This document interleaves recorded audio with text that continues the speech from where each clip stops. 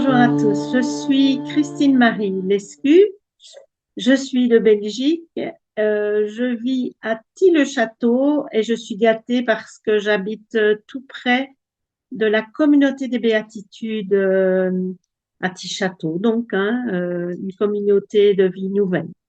Voilà, j'ai 72 ans, je suis grand-mère de deux petits-enfants, enfin deux grands déjà, de 20 ans, hein, voilà.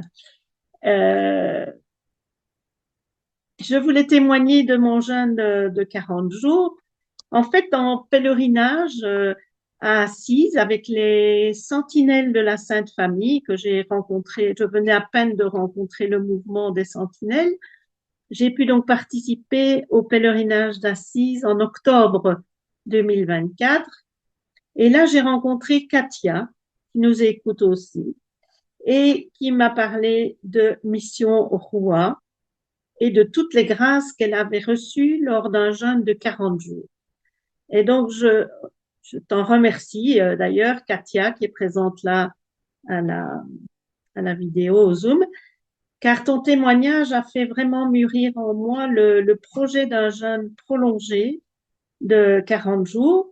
Et finalement, ça s'est concrétisé durant ce carême en 2025. Voilà. J'avais déjà eu l'occasion de jeûner depuis quelques années, depuis ma conversion.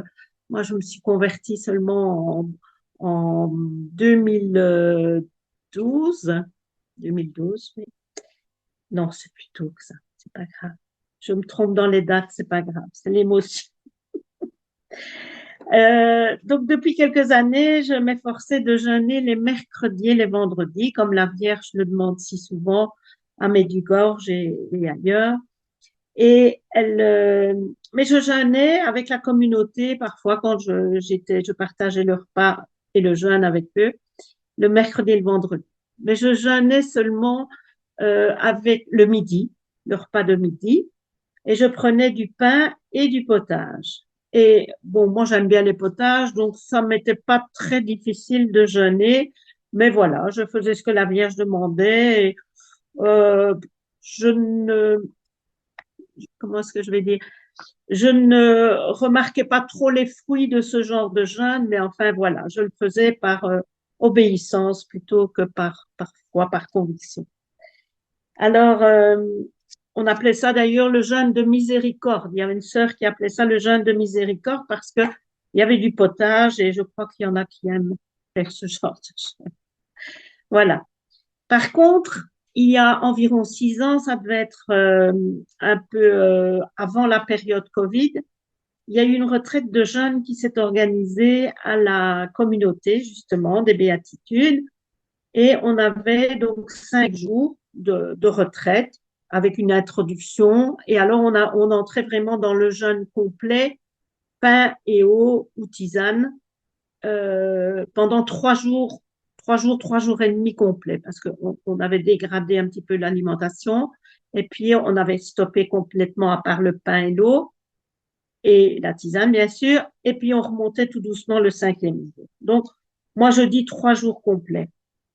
Et là, euh, j'ai vécu vraiment le jeûne avec toutes les prières des offices de la communauté, l'Eucharistie. Nous avions des enseignements sur le jeûne, etc., enfin, donnés par un frère ou l'autre ou une sœur. Et là, vraiment, j'ai compris qu'on pouvait comment se priver vraiment de nourriture et ne manger que du pain. C'était du pain sec. Il n'y avait même pas d'huile, etc. J'avais mangé du pain sec et de la tisane. On avait juste un peu de citron pour mettre dans la tisane ou dans l'eau. Voilà. Et ça m'a apporté comme fruit, je trouve que j'avais vraiment apprécié la parole de Dieu. J'ai compris à ce moment-là qu'on pouvait se nourrir aussi de la parole de Dieu et donc pour entrer plus profondément dans la parole. Et la parole m'avait vraiment comblé toutes les sensations de faim. En fait, j'avais pas faim, j'étais pas fatiguée, j'avais de l'énergie, donc tout allait bien. Et par plusieurs fois, je me souvenais de cette retraite et depuis le témoignage de Katia, j'avais dans le désir de le rappeler à la communauté. Je dis, mais on devrait refaire une retraite comme ça de jeunes parce que ça m'avait plu. On avait eu 5 personnes à ce moment-là, on n'était pas nombreuses il y a 6 ans.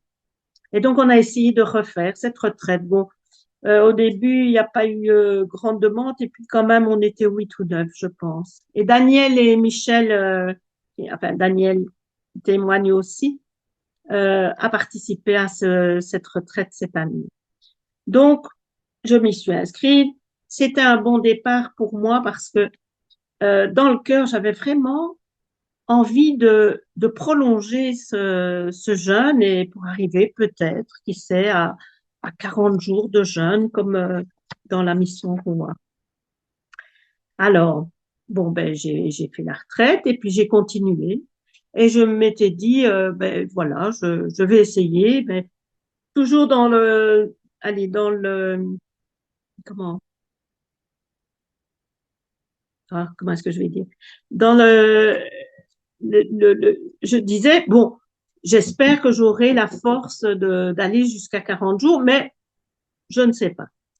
Et alors, au fur et à mesure, par la mission Roi, j'ai appris, j'entendais toujours une phrase, c'est pas toi qui jeûnes, c'est Jésus qui jeûne en toi. Et là, je dis, c'est Jésus qui jeûne en moi, oui, mais quand même. Hein. Et au fur et à mesure, j'ai moi-même demandé la grâce au Seigneur de venir jeûner en moi, pour moi. Et jour après jour, je me suis dit, ben voilà, au jour du matin, je vais voir comment ça va. Et ça s'est bien passé. J'ai pu jeûner donc les 40 jours grâce à l'accompagnement aussi de Mission Roi parce que tous les jours, on a la parole, on a une petite parole de Père Claudio. Et alors, à la communauté, ben, j'ai suivi tous les offices, l'Eucharistie, etc. Et je lisais aussi des lectures spirituelles.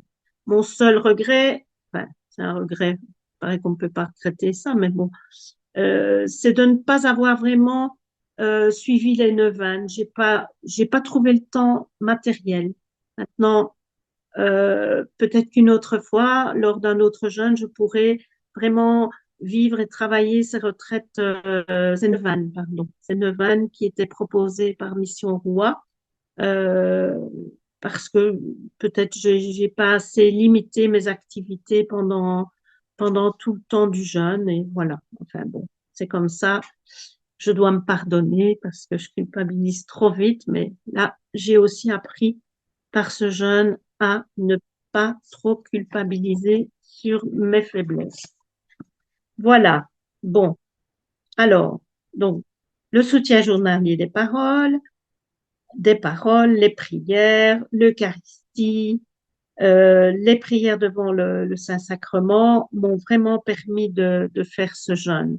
Je crois que c'est vraiment important de suivre tout cela parce que sans ça, on lâche, on lâche.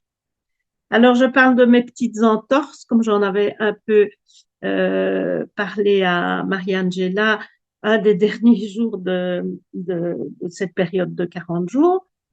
Et donc, j'ai fait des entorses, c'est-à-dire, par exemple, je devais préparer des repas pour la communauté alors que moi je jeûnais. Bon, c'était déjà pas facile parce qu'il y avait pas mal de tentations et toutes sortes de bons plats qui passaient même quand je mangeais avec eux parce qu'eux n'étaient pas en jeûne de 40 jours. Et quand je préparais les repas, ben voilà, je dégoûtais un légume pour voir s'il était cuit, ben j'avalais la bouchée. Puis j'ai goûté l'assaisonnement, c'est sûr que c'était minime, mais malgré tout, fallait quand même résister pour pas manger tout le plat, hein. Mais voilà, ça s'est bien passé. Alors, l'entorse dont j'avais parlé à Marie-Angela une fois, c'est que chez moi, un jour, j'avais pas de pain et donc j'ai mangé un bol de riz. Bon, ben ça m'avait semblé bon, bien sûr. Et je lui ai demandé si c'était important ou pas. Et là, j'étais un petit peu déçue parce qu'elle m'a dit, mais tu as rompu le jeûne. Alors, pour moi, c'était triste parce que je me dis, je n'aurai pas toutes les grâces, mais elle m'a rassurée, mais si tu auras les grâces, etc. Mais peut-être tu n'es pas entré assez intimement dans une intimité assez grande avec Jésus. et c'est possible, hein. Donc, j'espère pouvoir faire mieux la prochaine fois, m'abstenir de riz et vraiment garder allez, la constance dans le jeûne avec le pain et le pain, l'eau et la tisane. Voilà. Bon, pratiquement, ça s'est bien passé. J'ai quand même, au niveau physique, ben, j'ai pas ressenti de fatigue supplémentaire par rapport aux autres jours parce que moi, je suis enfin, j'ai besoin de beaucoup de sommeil et tout, mais je n'étais pas plus fatiguée. Je n'ai pas eu moins d'activité que d'habitude, donc j'ai fait tout. Et j'ai ressenti malgré tout la joie de jeûner euh, parmi les autres qui ne jeûnaient pas. Je gardais quand même la joie de manger mon pain sans participer aux bonnes choses qui passaient, même aux jours de fête. Parfois, c'était les anniversaires ou quoi, ou les fêtes de profession. C'était pas facile, mais je n'ai pas, allez, je n'avais pas forcément envie, comme dire, ah non, d'une pipe. Non, je ne râlais pas de ne pas pouvoir manger. J'avais une joie au cœur de pouvoir continuer ce jeûne malgré tout. Alors, j'ai bien sûr perdu du poids, ce qui est bon pour moi parce que j'étais un surpoids. J'ai déjà rattrapé une bonne partie, hein, mais enfin, bon, ça va, ça va. Donc, au niveau de la santé, j'ai aussi remarqué que ma tension artérielle était beaucoup meilleure. Donc, je faisais de l'hypertension et sans évidemment trop de sel dans le pain, ben, je suis redescendue à une tension normale. J'espère que ça va continuer. Et alors, j'ai même fait une prise de sang pour voir, parce que tout le monde me disait 40 jours sans manger de viande, mais tu vas manquer de protéines, tu vas manquer de ci, tu vas manquer de là. J'ai dit non, tout va bien, tout est normal. Il y a le cholestérol qui est toujours là, mais ça, c'est un autre problème. Soit. Alors, au niveau, ah oui, au niveau physique, je veux dire aussi qu'à la fin du jeûne, qu'est-ce qu'on apprécie alors chaque aliment. Vraiment, c'est un cadeau du ciel et on remercie le Seigneur de ce don de chaque légume, de chaque fruit qui est à notre portée, etc. Et on apprécie vraiment nettement mieux la moindre chose. Au point de vue spirituel, j'ai toujours, enfin, j'ai toujours beaucoup de mal moi-même de descendre de ma tête dans mon cœur profond pour prier, pour rencontrer le Seigneur. Et là, je le désirais vraiment et je l'ai demandé au Seigneur et je crois que vraiment j'ai pu, je dis pas encore que c'est la grande intimité, la grande profondeur, mais je trouve une certaine profondeur maintenant dans ma prière et je suis très heureuse de ça. Alors, au niveau spirituel, euh, je, je découvre aussi un besoin de me dépouiller beaucoup plus encore matériellement. Bon, je n'ai pas de grands besoins matériels, mais malgré tout, il y a encore des choses dont je pourrais me passer. Je me suis, comment, juste avant de commencer le jeûne, j'avais dit, je voudrais plus de cette télé qui me distrait, qui m'empêche de prier plus ou de lire des choses plus spirituelles pour me faire grandir. Et avant mon jeûne, juste avant mon jeûne, j'ai carrément coupé l'abonnement de télévision. Et là, je suis très contente parce que ça me suffit déjà comme ça avec le smartphone. J'ai déjà des petites distractions qui passent devant l'écran et c'est déjà beaucoup trop pour moi. Mais enfin, voilà.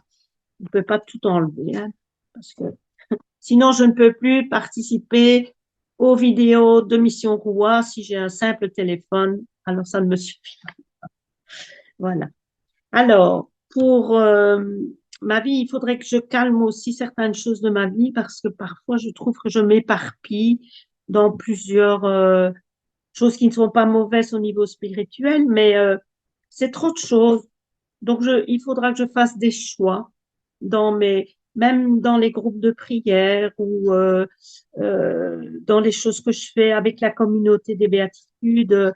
Il faudra que je fasse des choix. Et là, j'ai encore des choses à discerner concernant mes choix. Donc, faut que je demande au Seigneur qui m'aide à discerner correctement. Alors, je trouve aussi que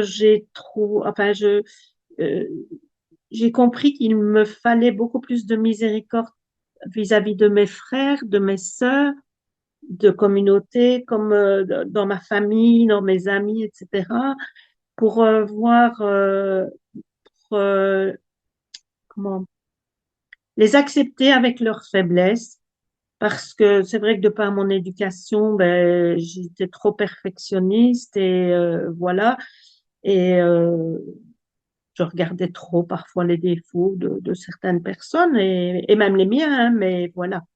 Donc, j'apprends à être maintenant un peu plus dans l'amour fraternel et pardonner les faiblesses et prendre la personne qui est là comme quelqu'un que Dieu aime tel qu'il est, tel qu'elle est et même moi-même. Parce que bon, souvent, je me dis, oh, tu as encore fait ça ou t'as pas fait ça, etc.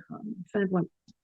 Dieu nous aime tels que nous sommes et il m'aime aussi tel que je suis et Dieu est en chacun de nous. Donc, voilà, j'apprends à aimer dans l'autre ce que Dieu aime en lui. Et voilà. Le chemin est encore long, mais j'apprends davantage la patience et surtout, j'apprends à remettre un peu plus dans les mains du Seigneur chaque moment de ma journée, aussi bien dans les joies que dans les peines. Mais c'est pas encore facile, hein, c'est pas un coup de pas de source comme ça. Il faut beaucoup de temps et de patience. J'ai encore demandé beaucoup de grâce pour ma famille pendant le jeûne. Peut-être que j'ai trop demandé, hein. Alors, je ne reçois pas tout, hein, pour ma famille, pour la communauté, des vocations, pour la paix dans les cœurs, dans la famille, dans le monde. Mais tout ça, ça va venir au fur et à mesure, hein. Je ne désespère pas, puisque le Seigneur dit tout ce qu'on demande de bon sera exaucé. Donc voilà. Eh ben, je remercie en tout cas Mission Roi. Ben, je remercie aussi les sentinelles, hein, parce elles m'ont mise sur le chemin de Mission Roi. Donc, pour ce qu'elle m'a fait découvrir, ce qu'elle me fait encore découvrir, et pour toutes les prières qu'elle suscite dans le monde, Mission Roi, parce que vraiment, toutes les prières qu'on fait avant les petits témoignages et tout, et les conseils, euh, c'est très bien de toutes les semaines de se remettre dans ces prières, même tous les jours si on peut, mais voilà. Eh bien, voilà. J'espère que j'ai pas été trop longue. C'est pas un témoignage des plus, hein, fulgurants, je ne sais pas comment dire, mais je demande au Seigneur qu'il bénisse le Père Claudio, toute la mission et tous ceux qui s'unissent à dans la prière, dans cette mission, pour l'amour de Dieu et pour le prochain, pour notre prochain. Voilà. Merci de m'avoir écouté.